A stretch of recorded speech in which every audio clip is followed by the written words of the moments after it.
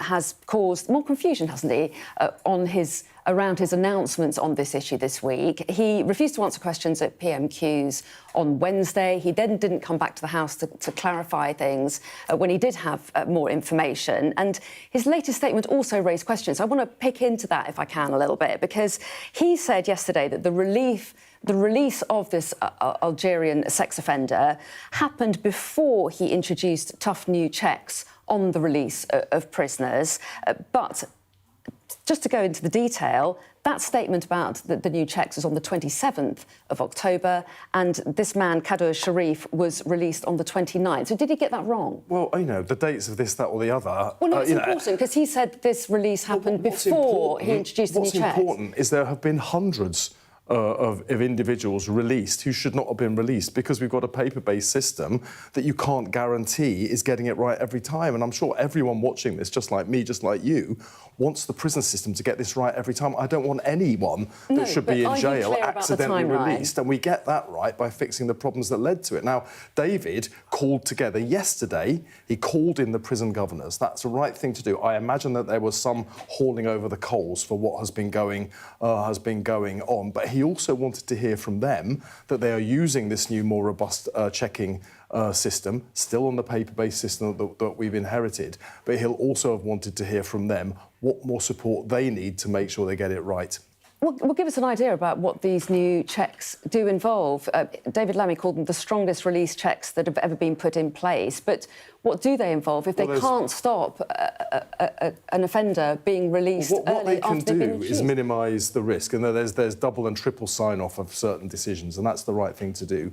But if you really want to know you've got accurate information for every offender, you need a digital system. We don't have a digital system because the previous government didn't invest in it. We are investing in it. It doesn't happen overnight, just like the new prison places don't happen overnight. But you all know they only built, the previous government, 500 places in 14 years. We've already built 2,500 in 15 months. So we are putting the investment in. You will start to see this broken criminal justice system start to work properly again. Unfortunately, while we're still doing the repair job, you are going to see cracks. You talk about the cost of putting in this digital system. How much will it be then? You say it'll take time. How long will it take? We're investing over £2 billion in upgrading the prison system, building the new places, putting the digital systems in place. You've got to repair the probation system. We've got to recruit more police after the previous government came in and sacked 20,000 of them. If you remember, you couldn't get in front of a judge because the courts were full up, even for very serious offending like sexual assault and rape.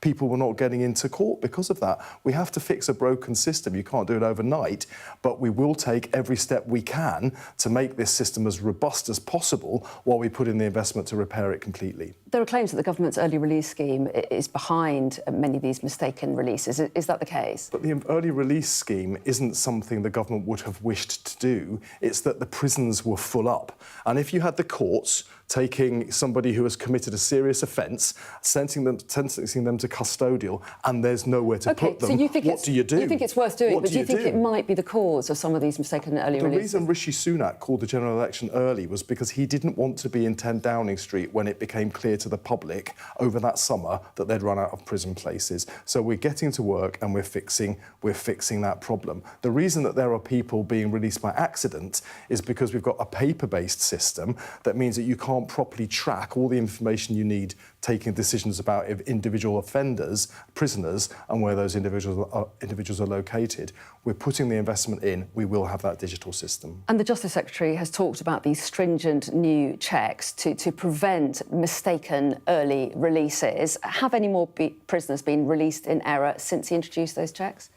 I don't have the information to be able to answer that, but for as long as we've got a system that is paper-based and is broken, it is likely there will be mistakes. It's why we're investing to